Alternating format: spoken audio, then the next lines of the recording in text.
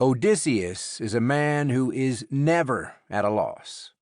The gods strip him like bark, separate him from his men, exile him from his family. Yet he persists, travels to hell and back, always with a plan, without doubt, never baffled. He is ever at the ready, despite his many trials. Mr. Oglesby looked over the class of sophomores, steadying himself in a lean against Teddy Boudreau's desk. The next quiver of questions was a deliberate digression from the lesson plan, and he shot them out, rapid fire. So why does Homer ascribe contradictions to his hero? How can he never be at fault yet decide that taunting a Cyclops is a good idea? Why would someone smart enough to win the Trojan War be so stupid as to anger the gods? Oglesby returned to the blackboard, raising one of his many teaching sticks, this one named Keisaku, and pointed to the words he had written earlier. The myth of the hero.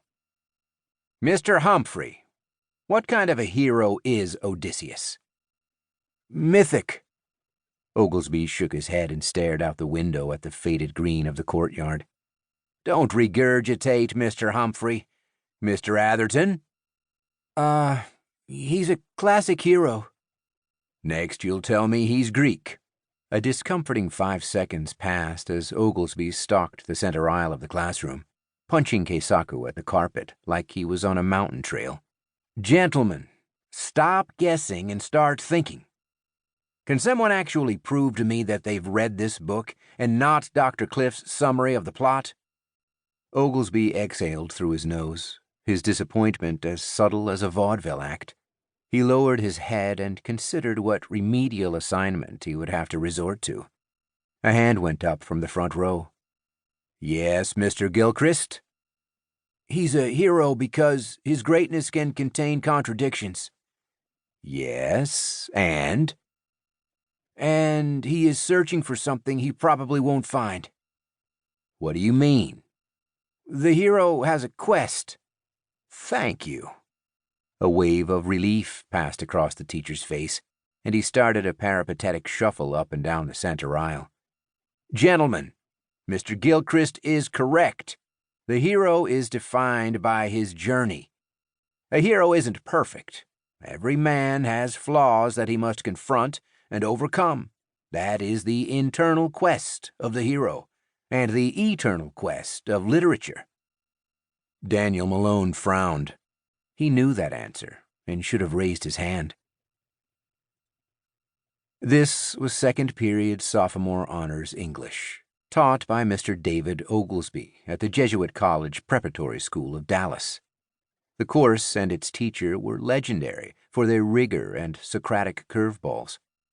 Each morning, Oglesby walked into class purposefully, carrying his persuasion stick. Today it was the black and maroon Keisaku. He had many others, and an olive-drab backpack slung over one shoulder.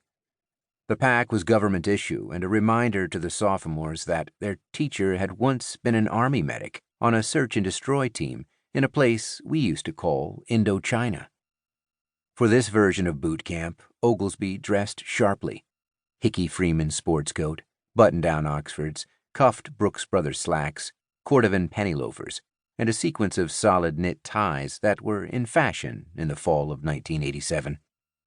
For the first 2 weeks, Mr. Oglesby was quick to prove command and control.